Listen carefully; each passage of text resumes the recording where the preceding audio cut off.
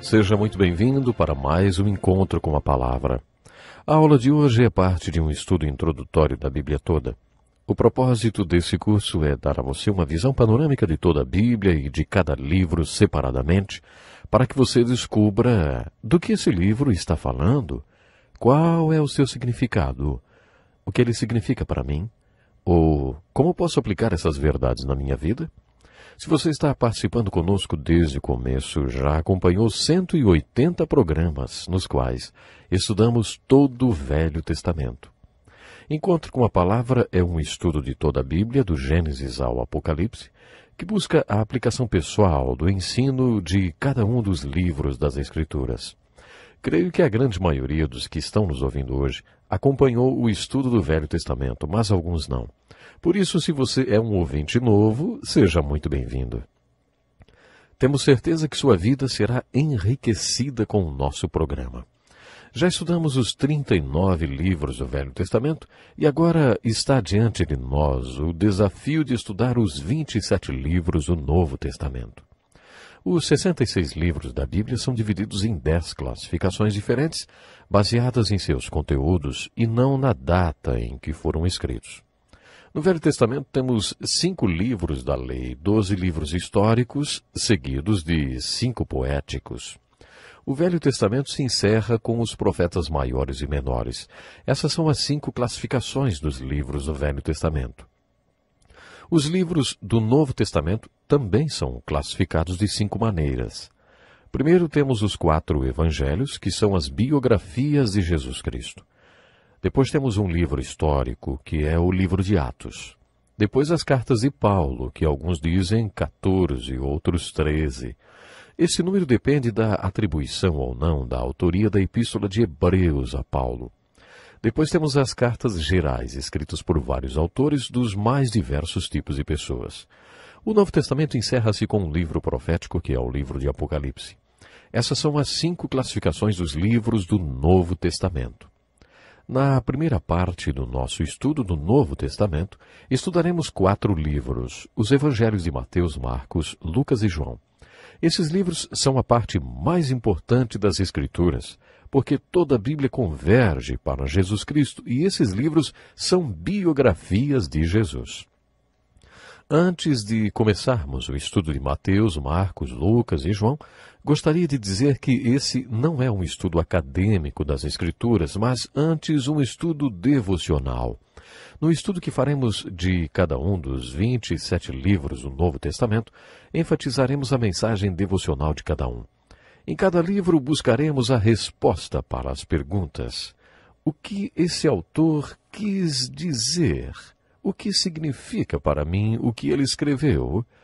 Nosso objetivo não é o contexto nem os dados históricos que rodeiam o livro.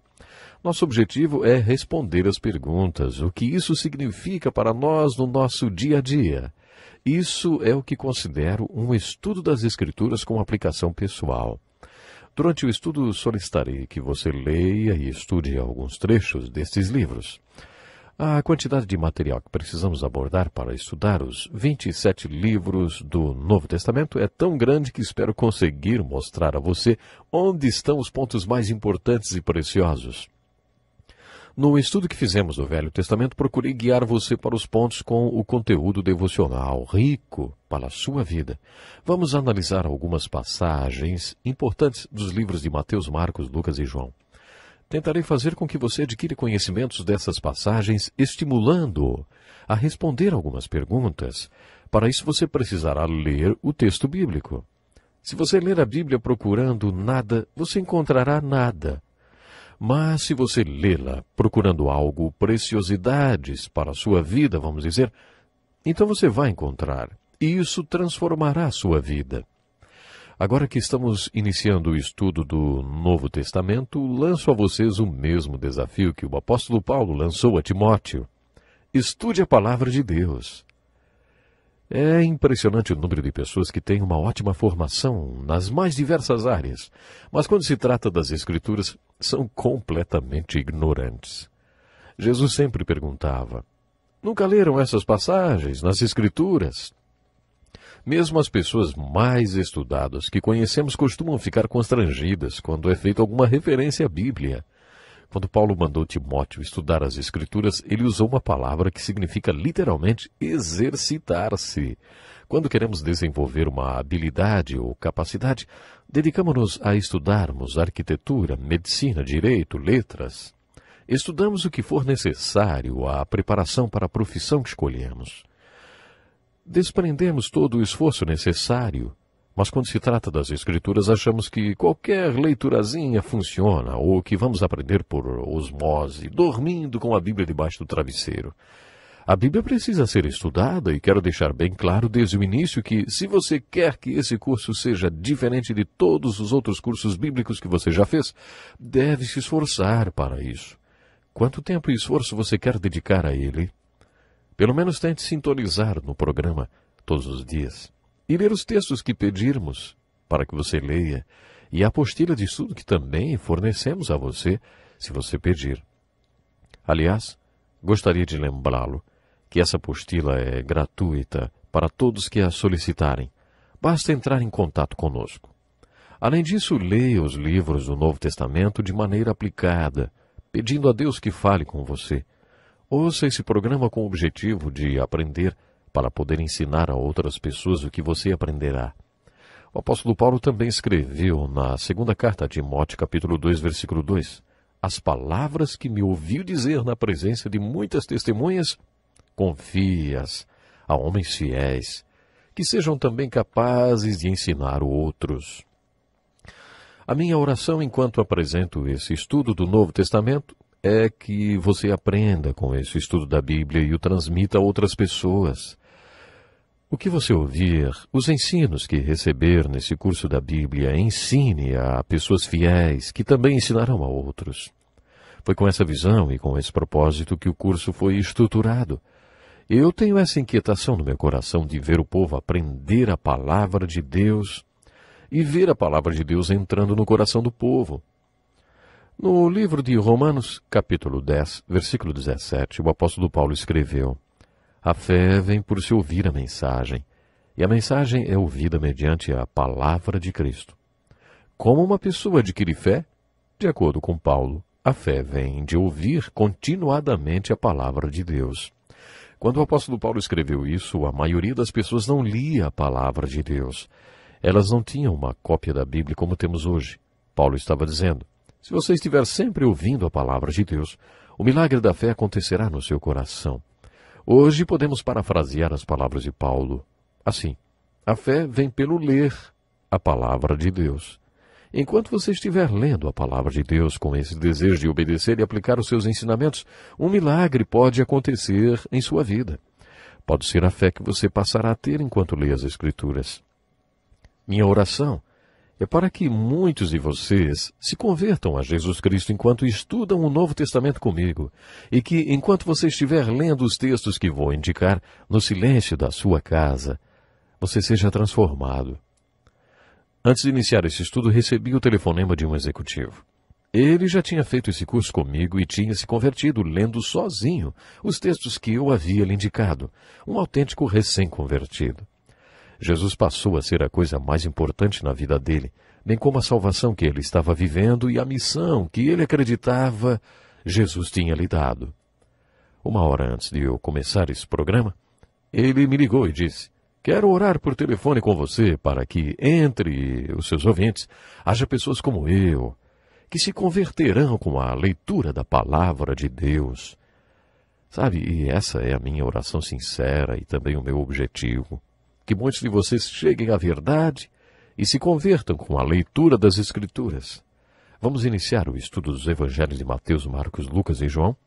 E precisamos entender que os Evangelhos são os livros mais importantes da Bíblia, porque Jesus Cristo é o personagem mais importante das Escrituras.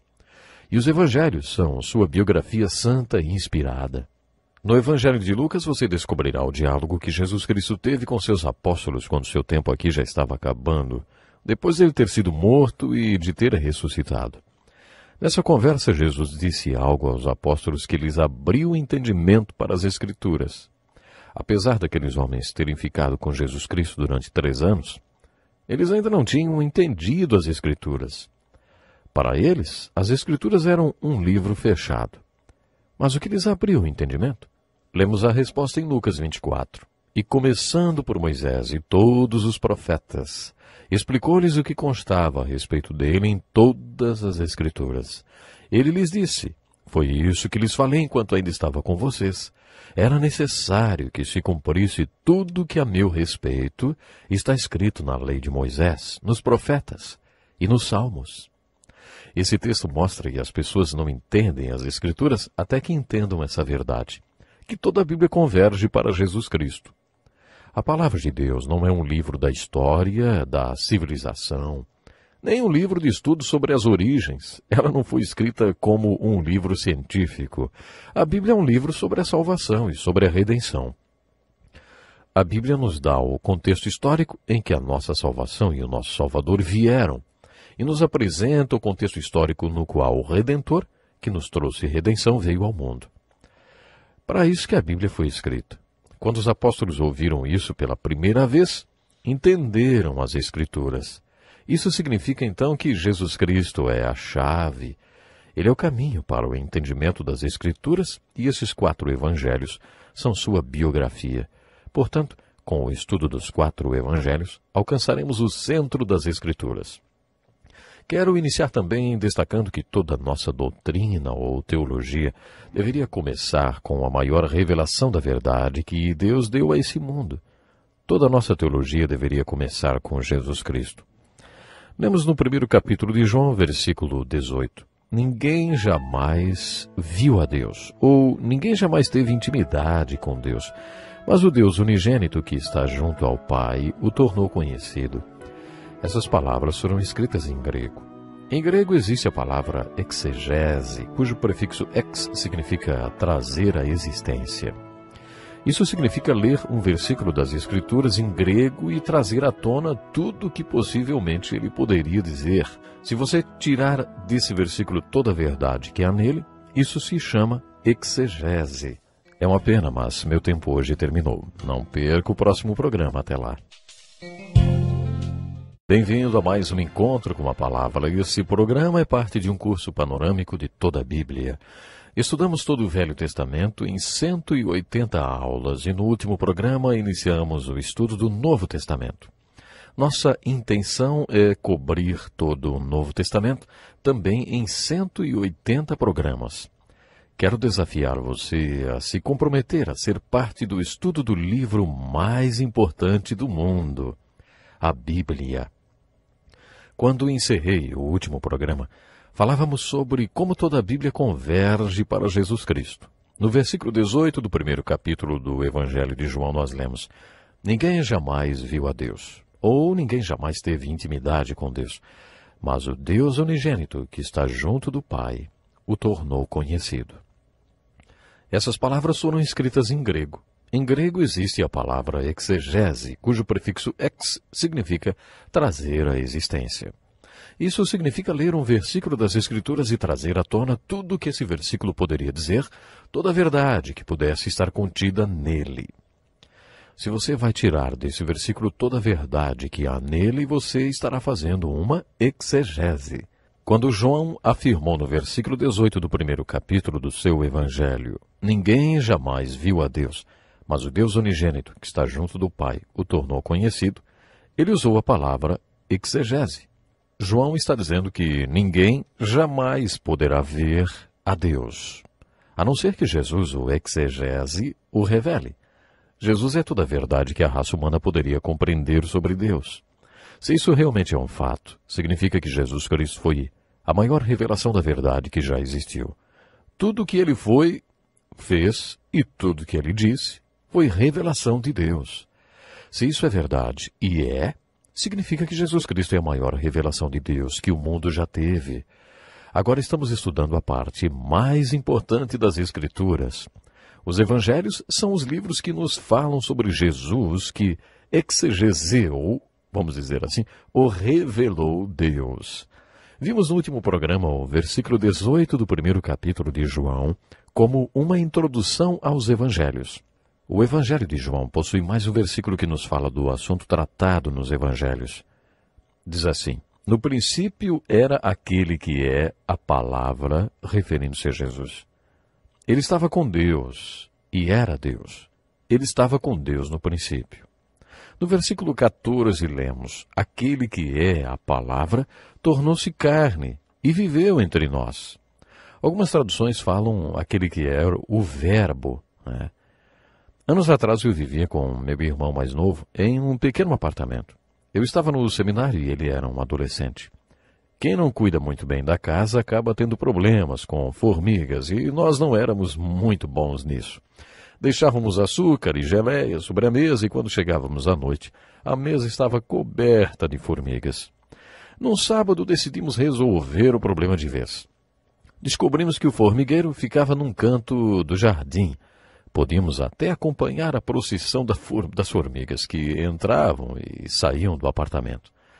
Para acabar com elas, derramamos gasolina no formigueiro e ateamos fogo. As chamas subiram e as formigas desceram, e quando o fogo acabou, as formigas saíram novamente e reiniciaram a sua procissão para o nosso apartamento. Quando vimos aquilo, eu falei para o meu irmão: isso me lembra o Evangelho. Ah, essa é boa, ele disse. Por quê?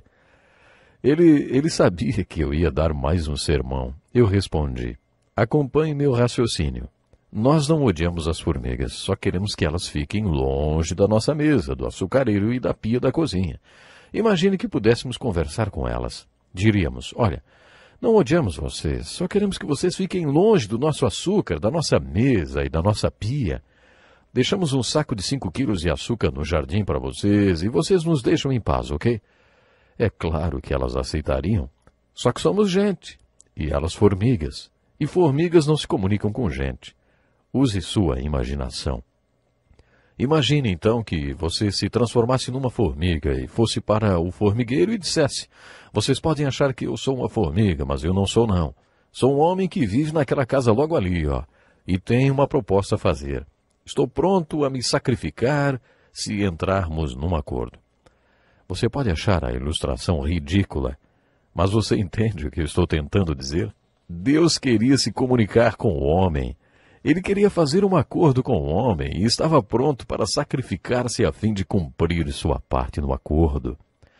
É claro que o homem faria uma concessão muito grande se tivesse que se tornar uma formiga. As Escrituras afirmam que Deus tornou-se homem. Talvez fosse melhor imaginar um homem tornando-se uma barata, a fim de salvar as baratas. As Escrituras afirmam que a maior concessão já feita foi a encarnação, ou seja, a vinda de Deus em forma de carne. João cita essa encarnação quando diz: no princípio era aquele que é o Verbo, ou a palavra, e tornou-se carne. A palavra é o veículo de um pensamento. Quando tenho um pensamento que quero passar para você, eu uso a palavra. Deus queria se comunicar com o homem e precisava de uma palavra. Deus precisava de um veículo que transportasse o seu pensamento. E essa palavra, esse veículo foi Jesus. Tudo que Jesus fez e disse foi uma grande palavra de Deus para o mundo. Os evangelhos, que são as biografias de Jesus, mostrarão o que ele foi, o que ele fez e o que disse. Vou repetir para enfatizar. Nós estudaremos agora a parte mais importante da Bíblia, os evangelhos. Lemos no capítulo 5 de João que Jesus está numa discussão com os líderes religiosos. Eles ouviram Jesus declarar que não era apenas um homem, mas era Deus. Aquela foi uma declaração e tanto, e é claro, eles não acreditaram em Jesus. Eles queriam que Jesus provasse que era o que dizia ser. O 5º capítulo de João registra um diálogo muito interessante entre Jesus e os líderes religiosos daqueles dias. Jesus disse: vocês enviaram representantes a João e ele testemunhou da verdade. Não que eu busque testemunho humano, mas menciono isso para que vocês sejam salvos. Eu tenho um testemunho maior que o de João. A própria obra que o Pai me deu para concluir e que estou realizando testemunha que o Pai me enviou. São as Escrituras que testemunham a meu respeito. Contudo, não pensem que eu os acusarei perante o Pai. Quem os acusa é Moisés, em quem estão as suas esperanças. Se vocês crescem em Moisés, creriam em mim, pois ele escreveu a meu respeito. Jesus disse que se os líderes religiosos não acreditassem nele por causa das obras que ele fazia, que buscassem as evidências de que ele era realmente o Filho de Deus na própria Escritura. São as Escrituras que testemunham a meu respeito, ele disse. Esse é o versículo-chave de toda a Bíblia. De acordo com Jesus, você não recebe a vida eterna se especializando no estudo da Bíblia. São as Escrituras que testemunham a meu respeito. Jesus estava constantemente repetindo isso. Quando entendermos que a Bíblia toda converge para Jesus, entenderemos que os Evangelhos são os principais livros de toda a Bíblia, porque os 4 livros nos falam sobre Jesus. Estamos iniciando o estudo do Novo Testamento analisando os Evangelhos, mas, antes de continuarmos, quero falar sobre o contexto histórico dessa época. Você está lembrado que, quando iniciamos o estudo do Velho Testamento, eu disse que as Escrituras lidam com um problema básico. No início, o homem andava com Deus. Eles andavam juntos e eram um. No 3º capítulo de Gênesis, lemos que Deus criou o homem com livre escolha, diferente de todos os outros animais. O homem usou e ainda usa dessa liberdade de escolha para se afastar de Deus e de tudo que Deus preparou para ele, e a isso Deus chama de pecado. A Bíblia afirma que Deus não pode ver o pecado e por isso ele se afasta do homem. É aí que ocorre o divórcio, a separação entre Deus e o homem. Esse é o problema básico, tratado tanto no Velho como no Novo Testamento. A mensagem de Deus ao homem no Velho Testamento pode ser resumida assim: creia em mim quando eu digo que farei alguma coisa a respeito dessa separação. Virei ao mundo e farei o que tem que ser feito para que eu me reconcilie com minhas criaturas. Creia em mim quando eu digo que farei isso. No Velho Testamento ouvimos pessoas como Jó, no meio de todo aquele sofrimento, fazer declarações do tipo: como eu gostaria que houvesse alguém que me unisse a Deus. Não consigo entender por que Deus permite todo esse sofrimento. Tenho tantas dúvidas, não consigo entender Deus. Gostaria que houvesse alguém que servisse de intermediário entre mim e Deus. No auge do sofrimento, fazendo essa oração, Jó recebeu uma revelação profética. Jó se abre com essas palavras: eu sei que o meu Redentor vive, e que no fim se levantará sobre a terra. E depois que meu corpo estiver destruído e sem carne, verei a Deus. Deus deu a Jó essa revelação. A mensagem de Deus no Novo Testamento pode ser resumida assim: vocês creem em mim quando digo que fiz algo a respeito daquela separação? O Novo Testamento afirma que Deus se tornou um homem e veio a esse mundo em forma de carne. Como Deus, homem, totalmente Deus e totalmente homem, ele morreu na cruz. A morte de Deus na cruz tornou possível para Deus reconciliar-se com o homem. A mensagem para todos os que acreditam no Novo Testamento é: vão e contem as boas novas a todos. Deus já se reconciliou com vocês. Voltem-se para Ele e reconciliem-se com Ele. O apóstolo Paulo diz que essa é a mensagem e o ministério para nós. Ele é chamado de Boas Novas. Os 4 evangelhos, Mateus, Marcos, Lucas e João, são chamados de evangelhos porque a palavra evangelho significa boas novas. E as boas novas são: eu já acabei com a separação e me reconciliei com o homem. Vocês creem em mim quando digo que já me reconciliei? Em todo o Velho Testamento ouvimos os profetas e pessoas como Jó declararem: eu sei que isso vai acontecer. Creio em Deus quando ele diz que já houve reconciliação. Como eu gostaria de saber onde encontrar aquele que me reconciliará com Deus. No Novo Testamento ouvimos pessoas como André, o irmão de Simão Pedro, correndo para contar ao seu irmão: encontramos o Messias. Bom, durante sua leitura dos 4 evangelhos, pergunte-se: quais são essas boas novas? Será que compreendi o que são boas novas? O meu objetivo e a minha oração é que você, que ainda não se reconciliou com Deus através do estudo do Novo Testamento, passe a ter paz com Deus, reconciliando-se com Deus. E sabe que se reconciliando com Deus, você pode se reconciliar com você mesmo e com os outros também. Pense nisso e até o próximo programa. Seja muito bem-vindo para mais um encontro com a palavra. Você vai participar do estudo do livro mais maravilhoso do mundo, a Bíblia, a Palavra de Deus. Finalizamos o estudo do Velho Testamento e já começamos o do Novo Testamento. Os primeiros livros do Novo Testamento são Mateus, Marcos, Lucas e João. Esses 4 livros são chamados Evangelhos, porque anunciam as boas novas de Jesus Cristo. Toda a Bíblia fala sobre Jesus, portanto, os Evangelhos são o coração da Bíblia.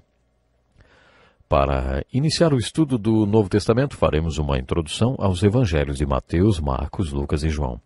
Primeiro, observe que os 4 Evangelhos falam sobre Jesus Cristo, apesar de certos episódios terem sido mais interessantes para uns do que para outros.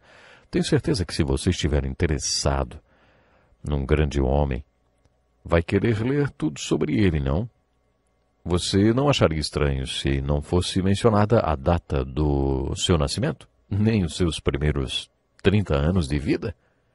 Mesmo considerando que essa biografia abordasse seus maiores feitos em 3 dos seus 33 anos de vida, ainda assim você acharia estranho que o biógrafo não falasse do seu nascimento até os seus 30 anos. Nos evangelhos de Marcos e João, o nascimento de Jesus e os seus primeiros 30 anos de vida sobre a terra não são sequer mencionados. Mesmo assim, esses 2 evangelhos são considerados biografias de Jesus. No evangelho de Mateus, 1 capítulo e meio é dedicado a alguns poucos dados sobre o seu nascimento.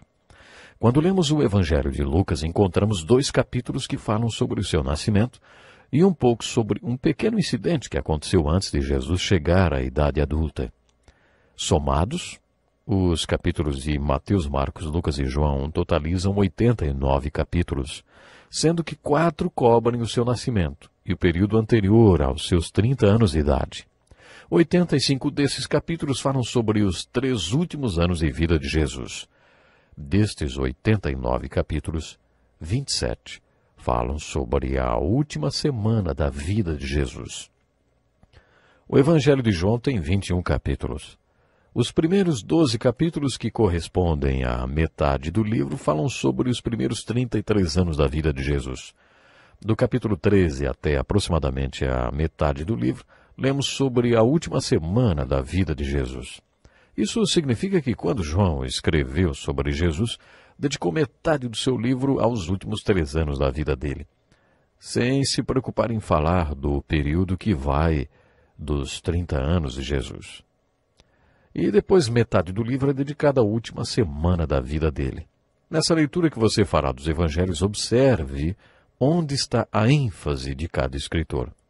Procure observar o que era mais importante mencionar para cada um deles. Nós enfatizamos muito o Natal. Os autores dos evangelhos enfatizaram muito a Páscoa e não falaram muito sobre o Natal.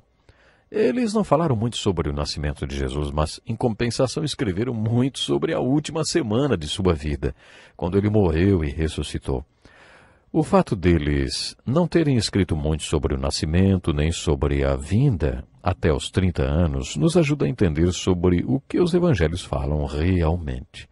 Costuma-se dizer que os evangelhos são biografias de Jesus porque toda a informação que temos sobre a vida dele vem desses 4 livros, mas, como já destaquei antes, esses livros não são biografias típicas.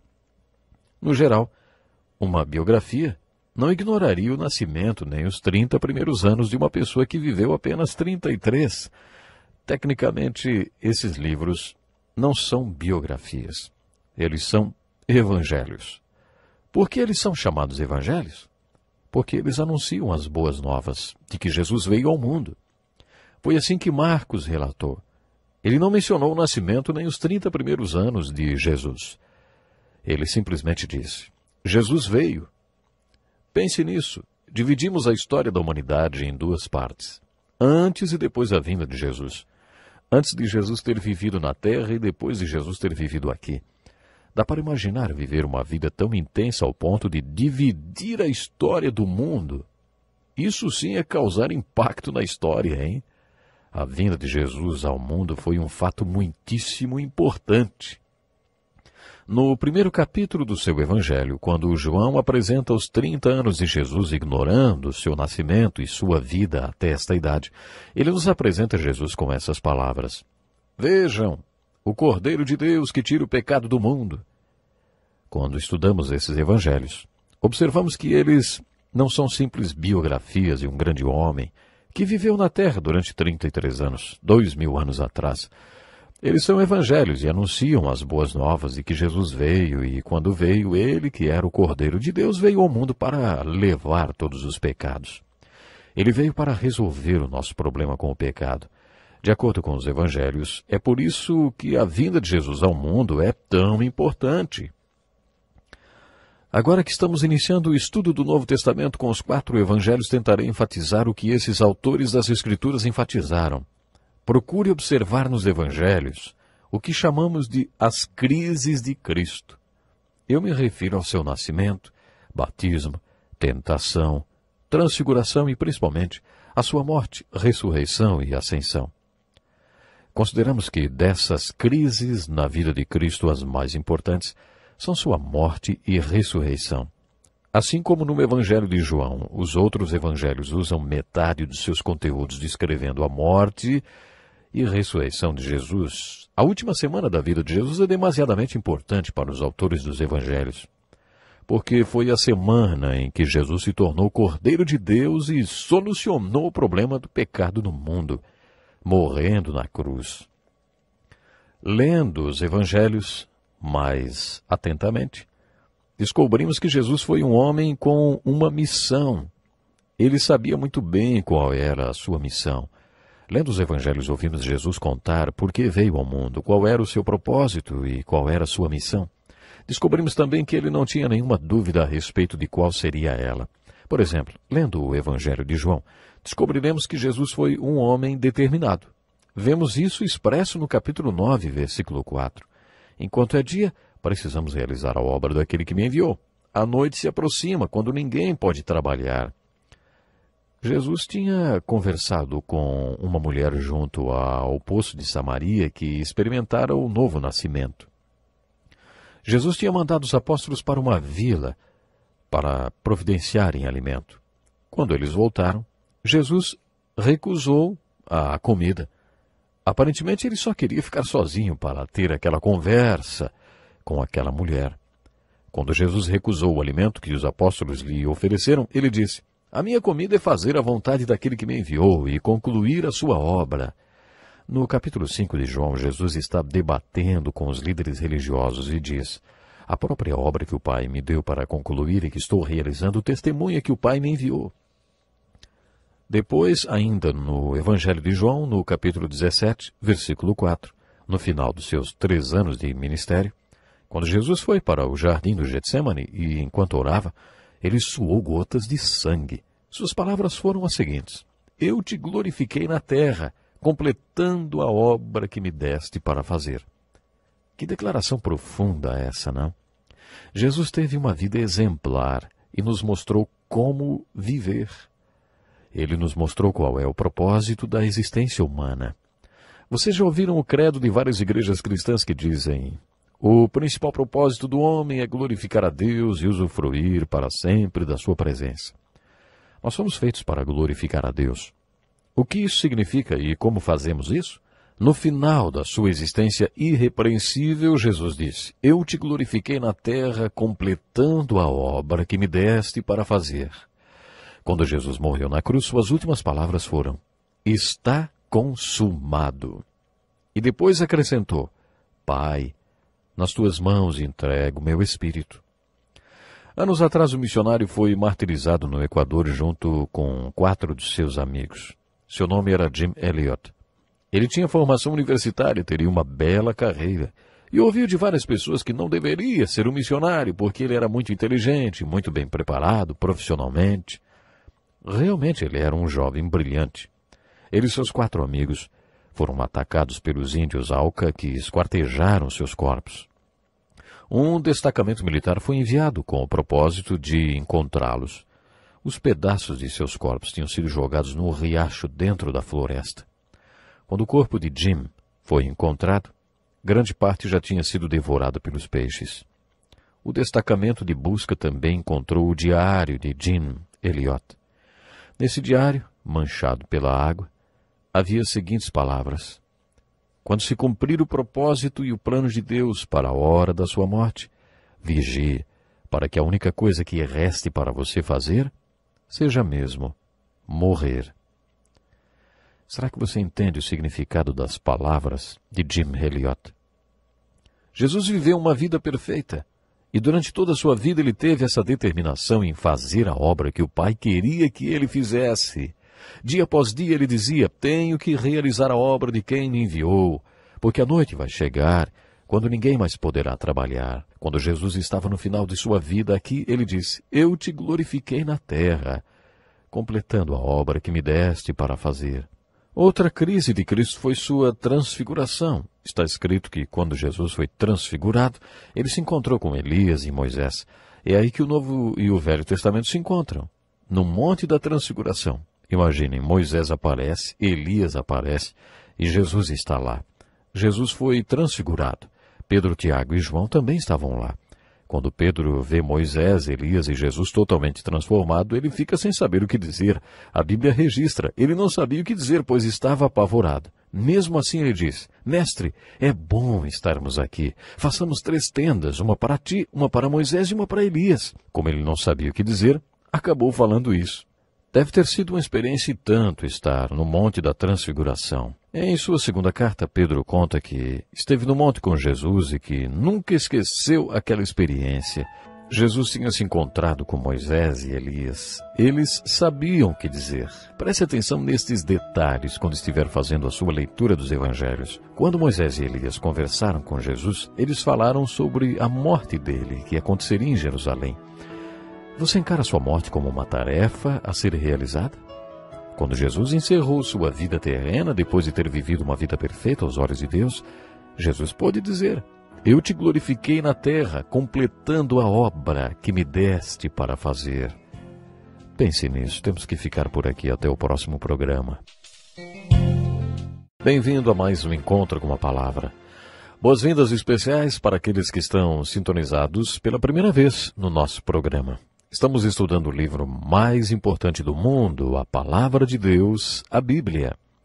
No último programa aprendemos que Jesus Cristo foi um homem com uma missão. Ele sabia qual era a sua missão neste mundo e a aceitou plenamente. Jesus descreveu sua missão como a obra que Deus quis que ele realizasse. Anos atrás cheguei perto da morte. Um oficial da Marinha tinha me pedido que ficasse com o seu carro enquanto ele estivesse numa missão em um navio. Era um carro conversível com um motor muito potente. Eu estava dirigindo na estrada, passando por uma curva, quando o volante falhou. Quando dei conta, estava no meio do tráfego sem poder desviar para nenhum dos lados. Acabei atingindo um caminhão e rodopiando na pista. O acelerador travou e eu teria sido jogado para fora do carro se meu pé não tivesse ficado preso no pedal do freio. Meu sapato literalmente foi rasgado em 2. Um instante antes do meu carro atingir outra vez o caminhão, consegui me desprender e o carro finalmente foi para a grama e parou. Saí do carro e comecei a juntar as coisas que tinham sido jogadas para fora do carro. Minha Bíblia e alguns livros que eu estava lendo. Um deles era Por que Sou Cristão? Parecia que eu tinha levado uma grande surra, mas não estava muito machucado. O carro ficou totalmente destruído. A primeira pessoa a vir em meu socorro foi um agricultor. O velho homem me olhou por baixo do seu chapéu de palha e eu estava segurando a minha Bíblia e livros. E ele disse: seu moço, acho que o senhor é servo de Deus. Se não é, é melhor começar a ser. Naquele momento era exatamente nisso que eu estava pensando. Enquanto estava sendo arrastado pela estrada pelo possante motor daquele carro, não tive medo da morte, mas meu pensamento era: agora não, agora não. Eu sabia que ainda não tinha terminado a obra que deveria fazer. Eu ainda nem tinha descoberto que era essa obra. Por isso eu não queria morrer naquele momento. Uma boa maneira de estudar a vida de Jesus nos Evangelhos é fazer a seguinte pergunta: quais foram as obras que o Pai quis que Jesus fizesse, hein? Jesus foi um homem muito determinado. Ele queria executar a obra que o Pai lhe tinha confiado. Quando Jesus morreu na cruz, sua morte foi sua maior obra. Isso é fácil de ser constatado se considerarmos a extensão dos escritos nos evangelhos dedicados à sua obra. Quando, no final do seu sofrimento na cruz, Jesus disse: "Está consumado, Pai, nas tuas mãos entrego o meu espírito." Ele, Jesus, tinha completado a sua missão. Ela tinha sido encerrada exatamente ali, na cruz. Neste momento, o Novo e o Velho Testamentos se cruzam. Você vai entender muito melhor o Novo Testamento se tiver estudado o Velho. Deus disse no Velho Testamento que crêssemos que Ele iria reconciliar-se com suas criaturas. Quando estudamos o Velho Testamento, eu disse que todas aquelas ofertas do livro de Levítico tinham um valor simbólico. Os filhos de Israel tinham que sacrificar animais para terem seus pecados perdoados. Os sacerdotes sempre explicaram a eles que aqueles animais sacrificados eram uma figura do Cordeiro que viria um dia, o Cordeiro de Deus. Foi a morte de Cristo, do Cordeiro de Deus, que nos trouxe o perdão de Deus dos nossos pecados. É por isso que dizemos que, no Velho Testamento, toda vez que um animal era sacrificado, era Deus dizendo: "Creiam em mim quando eu digo que reconciliarei comigo os pecadores." A mensagem do Novo Testamento é: "Creiam em mim, porque eu já reconciliei comigo os pecadores." O Novo Testamento afirma que quando Jesus veio, ele foi o Cordeiro representado em todos aqueles sacrifícios de animais. É por isso que a morte de Jesus na cruz é considerada como uma missão cumprida, uma obra realizada. Você pode ver a morte de Jesus na cruz como a conclusão de sua obra redentora. Você que estudou o livro de Ruth conosco, lembra-se da palavra redimir? Redimir significa comprar de volta, trazer de volta. Ruth era uma mulher pagã que se casou com um homem judeu. Eles não tiveram filhos e ele morreu. Por que ela tinha sido casada com um homem judeu, Ruth tinha se tornado integrante do povo escolhido de Deus. No entanto, por causa da morte do seu marido e porque eles não tiveram filhos, Ruth ficou desamparada. Ela tinha deixado de pertencer ao povo de Deus. Deus tinha instituído a lei do parente redentor, conhecida em hebraico pela palavra Goel, que dizia que uma mulher como Ruth poderia procurar um parente do seu falecido marido e dizer: "Quero ser sua Goel. Quero que você me compre de volta para a família de Deus. Quero que você me traga de volta para a família de Deus." Se o homem concordasse em ser o seu Goel, ele a compraria pagando todos os débitos que ela tivesse, os quais eram registrados num rolo selado. Ele não poderia ver o quanto aquilo lhe custaria até que declarasse suas intenções de redimir a mulher. O Goel teria que provar que era parente do falecido marido e declarar suas intenções e qualificações para redimir a mulher. Depois disso, eles quebravam os selos do rolo e mostravam ao homem quanto aquela transação lhe custaria. Ele a comprava de volta, liquidando os débitos, mas a trazia de volta, casando-se com ela. Era isso que significava a palavra redimir, usada na Bíblia como referência ao que Jesus fez e a quem ele realmente era. Quando Jó entendeu que precisava de um Salvador, ele o chamou de Redentor. "Eu sei que o meu Redentor vive e que no fim se levantará sobre a terra." O que significa ser um Redentor? O Redentor, ou o conceito de redenção, era um termo legal que se transformou num termo bíblico. No Novo Testamento, quando os apóstolos como Pedro entenderam o que Jesus fez quando morreu na cruz, fizeram a seguinte declaração: "Vocês sabem que não foi por meio de coisas perecíveis como prata ou ouro que vocês foram redimidos da sua maneira vazia de viver, mas pelo precioso sangue de Cristo, como de um cordeiro sem mancha e sem defeito. Esse foi o preço da nossa redenção." Portanto, a morte de Jesus Cristo na cruz foi sua obra de redenção, seu ministério de redenção. Além da sua obra de redenção, Jesus fez muitas outras obras. Se nos basearmos no grande espaço dos evangelhos dedicados à obra de redenção de Jesus, certamente concluiremos que essa deve ser considerada a sua principal obra, mas não a única coisa que ele fez aqui na terra. Jesus poderia ter tirado um dia de folga no céu e dado uma folga a todos os seus afazeres por lá e vindo executar a sua obra de redenção numa tarde de sexta-feira. No entanto, Jesus viveu aqui na terra durante 33 anos. Você sabe o que mais ele fez? Ele principalmente nos mostrou como viver. E isso ele não poderia ter feito apenas numa tarde. Jesus afirmou no Evangelho de João: Eu sou o caminho, a verdade e a vida. Ninguém vem ao Pai a não ser por mim. Essa é a declaração de Jesus no livro de João, capítulo 14, versículo 6, em que ele afirma ser o caminho para Deus. Nesse texto ele estava se referindo à sua obra de redenção. Não há outro caminho até Deus a não ser o Cordeiro de Deus. De acordo com as Escrituras, a morte de Jesus Cristo na cruz é a única maneira de sermos salvos. Todo o Novo Testamento afirma e confirma que não há salvação em nenhum outro, pois debaixo do céu não há nenhum outro nome dado aos homens pelo qual devamos ser salvos. Isso está em Atos capítulo 4, verso 12. Quando Jesus disse, eu sou a verdade, ele estava se referindo ao seu ministério de ensino. Quando Jesus disse, eu sou a vida, ele estava se referindo ao seu ministério de milagres. Observe que Jesus não disse, eu vim para falar e para mostrar para vocês a verdade e a vida. Não, Jesus disse, eu sou o caminho, eu sou a verdade e eu sou a vida. Na sua leitura dos evangelhos, observe os milagres de Jesus. Você pode até pensar que um bom título para esses evangelhos seria Os Milagres de Jesus ou As Curas que Jesus realizou. Cerca de 1/3 de todo o conteúdo dos evangelhos tem a ver com o ministério milagroso de cura de Jesus. Jesus curou muita gente. Quando você estiver lendo sobre o ministério de cura de Jesus, pergunte-se, qual é o significado do ministério de cura de Jesus para a minha vida hoje? A verdade mais dinâmica do Novo Testamento vem depois da ressurreição de Jesus. Quando você iniciar a leitura do livro de Atos e as epístolas do Novo Testamento, verá que a verdade mais dinâmica que aparece é: Jesus Cristo está vivo e bem no planeta Terra. Jesus Cristo foi crucificado e enterrado, mas ele ressurgiu dos mortos e está vivo. Ele vive dentro, sim, ele vive dentro das pessoas hoje. Essa é a verdade mais dinâmica do Novo Testamento. Cristo em você, esta é a esperança de glória, de acordo com o Novo Testamento.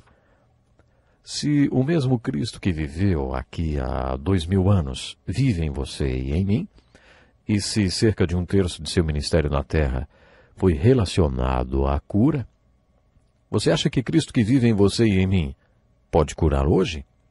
É claro que sim. Creio que é isso que significa para nós todo esse relato sobre o ministério de curas de Jesus Cristo. É isso que é contado nos evangelhos. Será que ele sempre quer curar? Claro que não. Eu não creio que seja seu desejo curar sempre. Ele não curou o apóstolo Paulo, no entanto, o próprio apóstolo Paulo teve um grande ministério de cura. Paulo viu gente se levantar da morte enquanto ele ministrava sobre elas, ao mesmo tempo em que ele próprio sofria de uma doença. 3 vezes Paulo pediu a Deus que o curasse daquela doença, e 3 vezes Deus respondeu, não, porque a minha graça é suficiente para você, pois o meu poder se aperfeiçoa na fraqueza. E se eu permitir que você se cure, você passará a confiar na sua própria força, por isso vou mantê-lo fraco. Quando Paulo ouviu isso, ele não disse, eu aceito, ele disse. Me gloriarei ainda mais alegremente em minhas fraquezas, para que o poder de Cristo repouse em mim. Por isso, por amor de Cristo, regozijo-me nas fraquezas, nos insultos, nas necessidades, nas perseguições, nas angústias. Pois, quando sou fraco, aí é que sou forte. Cristo não curou Paulo. Há muitas pessoas, como eu mesma, que ele não cura. Quando ouvimos pelo rádio, ou vemos pela televisão pessoas orando e impondo suas mãos algumas vezes, alguns são curados. Mas quantos? Eu não sei. Talvez você diga, pode ser que todos aqueles sejam curados. Pode ser, mas será que realmente são? Eu não acredito. Deus não cura todo mundo, não. É possível, como vimos no livro de Jó, que ele seja glorificado algumas vezes, não curando, mas dando a graça para viver o que ele determinou. Na sua leitura dos evangelhos, procure pelos milagres de Jesus. Não há dúvidas de que Jesus tenha operado milagres quando ele estava na terra e que pode operar os mesmos milagres hoje mesmo. Jesus foi um homem com uma missão, um homem com uma determinação gloriosa. Ele era determinado a fazer a obra que o Pai lhe tinha confiado. Bom, eu convido você a estar conosco no próximo programa e conhecer um pouco melhor a Jesus. A minha oração é que através dos estudos do encontro com a palavra, você conheça o caminho, a verdade e a vida. Bem-vindo a mais um encontro com a palavra. Estamos iniciando o estudo do Novo Testamento com os 4 evangelhos. Os versículos que acabamos de ler servem como introdução ao estudo dos evangelhos de Mateus, Marcos, Lucas e João. Os evangelhos são as boas novas de que Jesus veio e veio com uma missão. Ele sabia qual era a sua missão. Jesus tinha uma determinação gloriosa de cumprir a obra que tinha recebido do Pai. A história do mundo foi dividida em antes e depois de Jesus, por ele ter completado toda a obra que Deus lhe designou. Quais foram as obras que Jesus fez? Quando ele disse, eu te glorifiquei na terra, completando a obra que me deste, a que obra ele se referia, hein? Encontramos a resposta para essa pergunta nos evangelhos. Considerando o espaço que os autores do Evangelho dedicaram à morte de Jesus na cruz, essa foi grande parte de sua obra. Mas sua morte na cruz, mesmo sendo tão importante, não foi sua única obra na terra. Ele também nos mostrou como podemos viver nos relacionando com Deus. Quando observamos o ministério de Jesus, devemos considerar o seu ministério de redenção, que consiste de sua morte na cruz, e tudo o que a cruz significa. Mas, além do seu ministério de redenção na cruz, Jesus também teve um ministério milagroso de cura. O seu ministério de cura não inclui apenas cura física, mas também cura espiritual. Temos vários exemplos de pessoas que foram impactadas por Jesus. A mulher samaritana, que recebeu um novo nascimento. Zaqueu, que teve sua vida totalmente transformada. E outras pessoas que foram chamadas de uma vida de pecado para uma regeneração, para uma cura espiritual, que geralmente leva à cura física e emocional. Cerca de 1/3 da narrativa dos evangelhos falam sobre as obras de milagre de Jesus. Quando você estiver lendo os evangelhos, e nós ainda estamos na introdução deles, especialmente o evangelho de Marcos, observe a ênfase que ele deu ao ministério de milagres e de cura de Jesus, e principalmente ao seu ministério de libertação. De exorcismo, vamos dizer assim. Aqueles missionários que pregam para pessoas que adoram o diabo e que se entregaram aos poderes do mal, sabem muito bem o que é exorcismo. Missionários que trabalham com esse tipo de pessoas e lidam com esse fenômeno em seus ministérios, sabem muito bem que opressão e possessão demoníaca não são brincadeira. Observe também que Jesus, na maioria das vezes, nem dirigia a palavra para a pessoa que estava doente. Ele se dirigia aos demônios que estavam na pessoa. Não dá nem para imaginar o que aconteceria se Jesus viesse à Terra hoje e visitasse um de nossos hospitais psiquiátricos. Creio que em alguns casos, não todos, mas, preste atenção, em alguns casos, ele iria ignorar toda a nossa terminologia psicológica e se dirigiria aos demônios. Se isso estiver acontecendo com algumas pessoas nestas instituições e os profissionais da área não têm essa consciência, como então os pacientes serão ajudados? Como poderão ficar equilibrados o suficiente para saírem desses hospitais psiquiátricos? Nos evangelhos de Mateus, Marcos, Lucas e João, mas principalmente no de Marcos, observe a ênfase dada ao ministério de Jesus junto aos possuídos por demônios. E aí a sua convicção sobre quem e o que Jesus foi torna-se muito importante. Será que, depois de ler os relatos nos evangelhos sobre as libertações que Jesus realizou, você ainda acharia que, se Jesus viesse hoje, ele precisaria conhecer mais sobre psicologia do que ele conhecia há 2000 anos? Você sequer vai cogitar isso depois de entender quem Jesus era. Jesus era o Emanuel, o Deus conosco. Eu sou o caminho, a verdade e a vida. Ele disse. Se ele era a encarnação do próprio Deus, não tem cabimento dizer que há 2000 anos ele não sabia o que estava fazendo e que hoje faria diferente do que fez naquela época. Não ignore o ministério de libertação de Jesus quando você estiver lendo os evangelhos. Creio que esse ministério de Jesus com os endemoniados representa uma realidade que não podemos ignorar. Devemos ter consciência do mundo espiritual e da batalha espiritual. O Novo Testamento nos mostra que existe o lado positivo e o lado negativo do mundo espiritual. No mundo espiritual existem os bons espíritos e os espíritos do mal.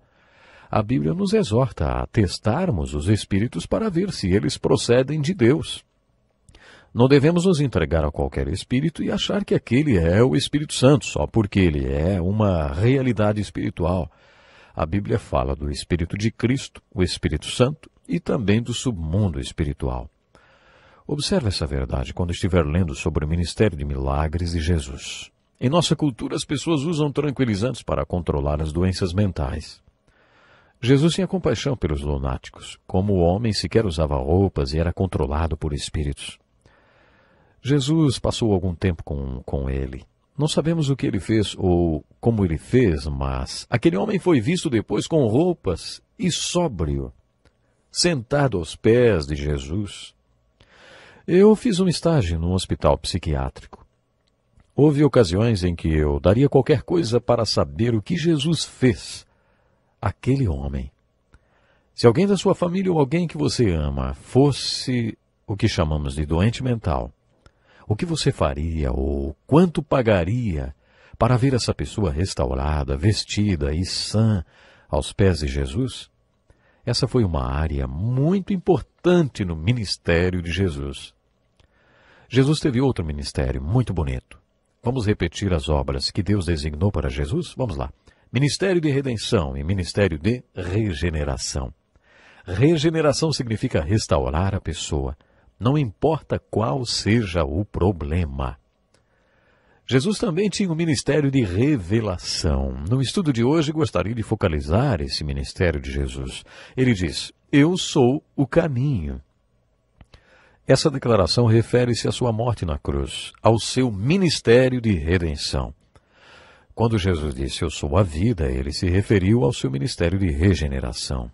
A restaurar as pessoas, chamá-las para viver como Deus planejou que os seres humanos vivessem. Além desses ministérios, atente também para o ministério de revelação de Jesus, que podemos também chamar de ministério de ensino.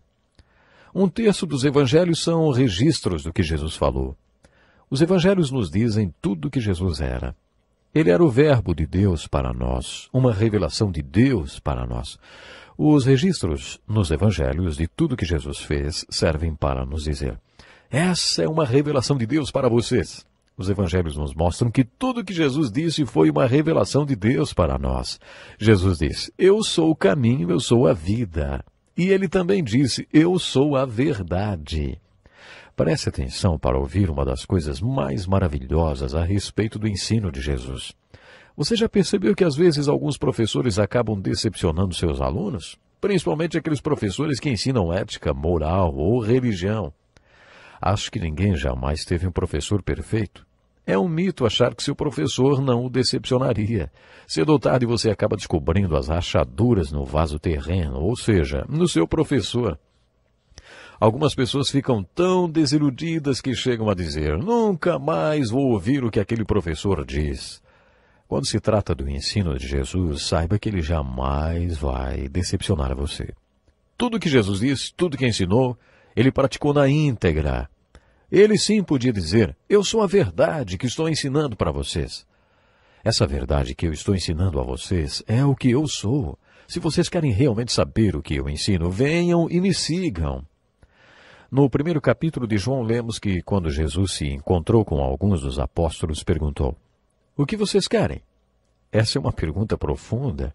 Os apóstolos não eram teólogos nem estudiosos. Eles eram pessoas simples, pragmáticas, que tinham aprendido tudo com a própria vida. Por isso fizeram uma pergunta bem prática. Rabi, onde estás hospedado? Jesus, tão prático quanto os discípulos, respondeu, venham e verão.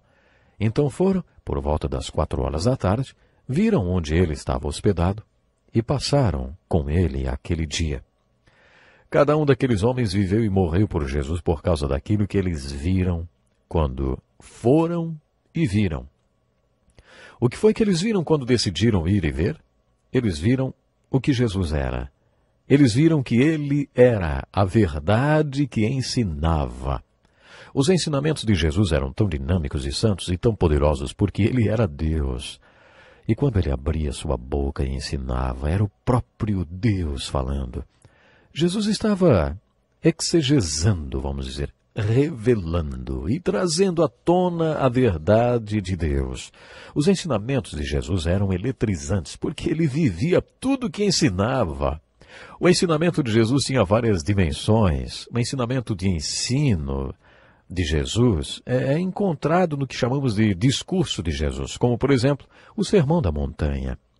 Quando começamos a ler o Evangelho de Mateus e chegamos ao capítulo 4, lemos a descrição do cenário de que muitos teólogos acham que seja o maior discurso de Jesus, o Sermão da Montanha, que está registrado nos capítulos 5, 6 e 7 de Mateus. Nós não podemos considerá-lo como um sermão no sentido convencional. Esse discurso foi dado num lugar preparado para Jesus, como se fosse um retiro. Quando Jesus organizou o primeiro retiro espiritual dos cristãos, ele queria desafiar o povo a se tornar parte da sua solução e da sua resposta para todos os problemas do mundo. Ele estava ministrando para uma grande multidão que tinha todo tipo de problemas. Ele era um só quando foi confrontado com esses problemas, mas foi estratégico, como podemos perceber no capítulo 4. Ele foi para o topo da montanha, como lemos em Marcos 13:13, e dali Jesus convidou as pessoas para se juntarem a ele. Então ele passou a transmitir os ensinamentos para aquelas pessoas a fim de que elas pudessem fazer parte da sua solução e da sua resposta para todos os problemas da multidão que se espalhava até o sopé da montanha. O Sermão da Montanha é um dos discursos mais dinâmicos de Jesus. Estudaremos esse sermão em detalhes brevemente. O discurso mais longo de Jesus foi o da última ceia, registrado no Evangelho de João. Jesus iniciou seu ministério com um retiro e o finalizou com outro retiro. Ele iniciou seu ministério com o que chamei de o primeiro retiro espiritual cristão, no topo de uma montanha, onde fez o Sermão da Montanha. Quando Jesus terminou aquele discurso, fez um convite desafiador. No final do seu sermão, ele pediu que as pessoas firmassem um compromisso. Não sabemos quantos estavam presentes ouvindo o Sermão da Montanha. O que sabemos é que apenas 12 aceitaram o desafio. Jesus comissionou aqueles 12 homens para serem sua solução e sua resposta. Infelizmente o meu tempo hoje acabou, mas não perca o próximo programa. Bem-vindo a mais um encontro com a palavra. Recentemente iniciamos o estudo dos 27 livros do Novo Testamento, começando pelos Evangelhos de Mateus, Marcos, Lucas e João. No último programa, analisamos a afirmação de Jesus, "Eu sou a verdade". Com essas palavras, Jesus descreveu seu ministério de revelação, ou seu ministério de ensino. Nesse contexto, focalizamos seus dois maiores discursos, o Sermão da Montanha, nos capítulos 5, 6 e 7 de Mateus, e seu discurso mais longo, o da Última Ceia, em João 13, 14, 15 e 16. Outro discurso muito importante é o Sermão da Montanha das Oliveiras, o Sermão do Monte das Oliveiras, que é registrado em Mateus 24 e 25. O Sermão da Montanha das Oliveiras não foi propriamente um discurso ou sermão, mas sim um diálogo entre Jesus e seus discípulos. Os apóstolos questionaram Jesus. Aparentemente, Jesus os estimulou a fazer perguntas e passou a falar sobre o futuro e sobre as profecias. Ele diz, "Eu lhes garanto que não ficará aqui pedra sobre pedras, todas serão derrubadas." Os discípulos lhe perguntaram, "Quando acontecerão essas coisas? E qual será o sinal da tua vinda e do fim dos tempos?" Em resposta às perguntas dos discípulos, Jesus passou a lhes falar o que chamamos de Sermão da Montanha. Esse discurso de Jesus refere-se à sua segunda vinda. Além de encontrar os ensinos de Jesus nos seus principais discursos, ou sermões, encontramos mais sobre seus ensinos nos chamados pequenos discursos. Você está lembrado que consideramos os profetas maiores aqueles que escreveram mais? E chamamos de profetas menores aqueles que conseguiram sintetizar as suas profecias em livros menores, e não porque fossem inferiores. Os discursos menores de Jesus não são menos importantes do que os maiores. Alguns dos mais importantes ensinamentos de Jesus estão nos seus discursos rápidos, nas parábolas, nas metáforas, nas suas comparações. Outros ensinos muito profundos aparecem numa frase ou num versículo das Escrituras. Alguns dos maiores ensinamentos de Jesus saíram de diálogos. Por exemplo, o Sermão da Última Ceia, na verdade, foi um diálogo entre Jesus e seus discípulos. Quando você ler João 13, 14, 15 e 16, observe que quando aqueles homens se sentaram com Jesus ao redor da mesa, fizeram-lhe perguntas. Jesus estava sempre conversando, travando diálogos. Às vezes os diálogos eram até hostis.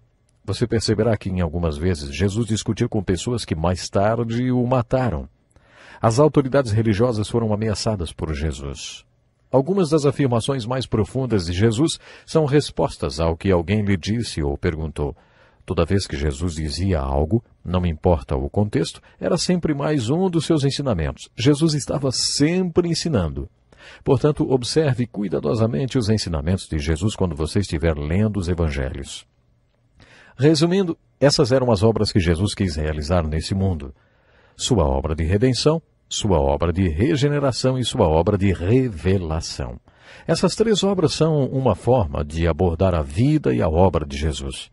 Leia os evangelhos procurando essas obras que Jesus realizou. Observe também que Jesus tinha um sistema de valores. De acordo com o dicionário, valor é a qualidade dos objetos pela qual são mais ou menos desejados ou estimados. Vou repetir. Valor é a qualidade dos objetos pela qual são mais ou menos desejados ou estimados. Com essa definição de valor na mente, observe que Jesus tinha um sistema de valores. Constantemente, Jesus mostrou pelos seus ensinamentos, ou por alguma coisa que disse ou fez, ou por suas reações como alguém que tinha valores. Existe uma palavra no Novo Testamento que é muito importante no ministério de ensino de Jesus. É a palavra confessar. Essa palavra vem do grego homolegao, que significa falar ou dizer a mesma coisa. Portanto, confessar, que quer dizer falar a mesma coisa, é algo muito sério. Imagine que um dia sua esposa homenageie você com ofertas queimadas. Você reage deixando o pão queimado sobre a mesa e batendo a porta da rua, não é? Você deixa toda a sua família arrasada e sai. Enquanto dirige para o trabalho, você percebe que não agiu corretamente. As crianças se esconderam e ficaram com medo de sua raiva. Por quê? Porque sua esposa tinha queimado o pão ou alguma outra coisa. Você decide confessar isso a Deus. Pai, eu estava errado, mas o Senhor sabe. Se Moisés conhecesse minha mulher, teria feito mais alguns mandamentos. O Senhor sabe como ela é. Digamos que você continue nessa linha. Você acha que isso é uma confissão? Claro que não. Confissão não é ato de justificação nem racionalização, e nem serve para dizer a Deus que você sente muito. Isso não é confissão. Confissão significa você dizer para Deus, Senhor Deus, o que o Senhor acha do que eu fiz? Se você conhece um pouco a Bíblia, sabe que Deus vai dizer a respeito do que você fez. E daí você repete que Ele disser. Aí você estará falando a mesma coisa que Deus. Você estará concordando com Ele. Isso é confissão. Se confissão fosse dizer para Deus que você sente muito, não funcionaria muito fazer o que a Bíblia diz, confessar a Jesus. Como você poderia dizer a Deus que sentia muito a respeito de Jesus? O que as Escrituras querem dizer sobre confessar Jesus Cristo? Confessar Jesus Cristo significa segui-lo em todo o Evangelho. E quando ele fizer alguma coisa, quando ele demonstrar o que ele é, quando ele disser alguma coisa referente ao seu sistema de valores, você dizer a mesma coisa que ele. Quando você diz a mesma coisa que Jesus, você confessa Jesus, você concorda com Jesus. Isso pode revolucionar sua vida. Eu o desafio a ler os evangelhos e confessar os valores de Jesus Cristo. Essa é uma boa maneira de abordar o ministério de ensino dele. Há mais um pensamento que eu gostaria de compartilhar com vocês nessa introdução à leitura dos evangelhos. É chamado pelos teólogos de problema sinóptico. Isso mesmo, problema sinóptico. Os primeiros três evangelhos, Mateus, Marcos e Lucas, são considerados evangelhos sinópticos, porque o conteúdo deles é semelhante. Eles têm o mesmo conteúdo. Lendo o Evangelho de João, você descobrirá que o seu conteúdo não é sinonímico ao encontrado em Mateus, Marcos e Lucas. 90% do conteúdo do Evangelho de João não é encontrado nos outros evangelhos. Muito do que você lê no Evangelho de João não está relatado em nenhum outro lugar. João é o único que nos fala sobre a conversa de Jesus com o rabino Nicodemos e também é o único que conta sobre a mulher no poço. Como já disse, esse curso não tem a intenção de ser acadêmico, mas posso dar a você uma informação. Os teólogos afirmam que o Evangelho de Marcos foi escrito primeiro. Mateus e Lucas acrescentaram dados ao que Marcos escreveu. Tudo que está descrito em Marcos também está escrito em Mateus e em Lucas. Há coisas no Evangelho de Mateus que não estão no de Marcos, e há coisas no Evangelho de Mateus que não estão no de Lucas. Por isso, os estudiosos acreditam que Marcos escreveu seu livro primeiro e que Pedro tenha sido sua fonte. Marcos não escreveu muito. Se você fosse um jornalista, aproveitaria muito a leitura de Mateus e de Lucas e depois leria Marcos e veria como Marcos conseguiu falar a mesma coisa que em Mateus e Lucas com menos palavras. O livro de Marcos é um modelo de matéria enxuta. Aparentemente, Mateus achou que Marcos não havia falado tudo sobre Jesus e Deus e o Espírito Santo e inspirou Mateus a escrever sobre outras coisas, então. Mateus tinha uma perspectiva diferente de Marcos. Ele deu ênfase a certas coisas que Marcos não deu. Lucas também passou pelo mesmo processo. Anos mais tarde, João pegou a pena porque achava que havia muito mais sobre Jesus que deveria ser registrado, coisas que não foram mencionadas por Mateus, Marcos e Lucas. Quando João escreveu seu livro, já havia heresias a respeito de Jesus. João enfatizou em seu livro que Jesus era Deus em carne humana, porque o conteúdo dos livros de Mateus, Marcos e Lucas eram sinonímicos e o de João, único.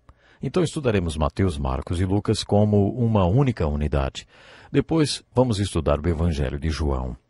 Estou determinado a estudar cada um dos ensinamentos, diálogos e incidentes da vida de Jesus registrados nos Evangelhos. Alguns eventos são citados 3 vezes, às vezes até 4, nos 4 Evangelhos. Mas outros eventos são citados apenas uma vez. Veremos cada um deles na sequência em que estão no Evangelho de Mateus, depois no de Lucas, e analisaremos aqueles fatos que não foram mencionados em Mateus. Como tudo que está no livro de Marcos também está nos livros de Mateus e Lucas, quando acabarmos de estudar Mateus e Lucas, teremos estudado os evangelhos sinópticos. Agora já estamos prontos para estudar um dos evangelhos. Gostaria de começar nosso estudo pelo Evangelho de Mateus. E vou começar passando uma tarefa para você. Se você está estudando a Bíblia comigo, quero desafiá-lo com uma tarefa a respeito dos apóstolos. Você já deve ter percebido que as bênçãos que você receberá desse estudo, aquele aprendizado pessoal, está diretamente relacionado à sua dedicação e ao compromisso com essas tarefas que passarei. Mesmo que você não possa preparar nenhum material escrito, eu gostaria de desafiá-lo a estudar a vida dos apóstolos. Essa tarefa relacionada aos 12 apóstolos consiste em responder algumas perguntas sobre esses homens com quem Jesus passou os 3 anos de seu ministério público. O que esses homens estavam fazendo quando Jesus os encontrou, hein? Quais foram as mudanças resultantes desse encontro com Jesus? O que esses homens estavam fazendo quando Jesus morreu? Onde esses homens estavam quando Jesus morreu? Se você puder, descubra como eles morreram. Em sua opinião, por que Jesus escolheu especificamente esses homens para serem apóstolos? Se você responder a essas 6 perguntas sobre os 12 apóstolos, descobrirá uma bênção devocional. Quando você ver o que o encontro com Jesus mudou na vida deles, então você vai entender como o seu encontro com Jesus deve afetar sua vida. Leia o Novo Testamento com o seguinte pensamento: será que eu realmente nasci de novo? Eu já me converti? Eu já me reconciliei com Deus? Agora que eu conheço mais a vida e o ministério de Jesus, o que tudo isso representa para mim? Tenha um encontro com você mesmo enquanto estiver estudando Mateus, Marcos, Lucas e João. Enquanto você estiver estudando os evangelhos, se ainda não tiver tido um encontro com Jesus, peça a Deus que dê ao seu coração o dom da fé salvadora. Se você já aceitou a Jesus como Salvador, peça a Ele que faça você crescer em fé.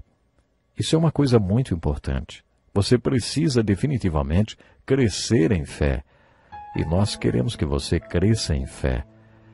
Olha, mais uma vez eu vou lembrar. Se você ouve e estuda a palavra de Deus, você estará crescendo em fé. Contamos com sua presença no próximo encontro com a palavra. Não esqueçam, temos um encontro marcado. Sem dúvida, esse estudo dos evangelhos vai estar abençoando de uma forma espetacular a sua vida. Portanto, não esqueça, hein? No próximo programa, queremos continuar abençoando a sua vida. Deus lhe abençoe e até o próximo programa.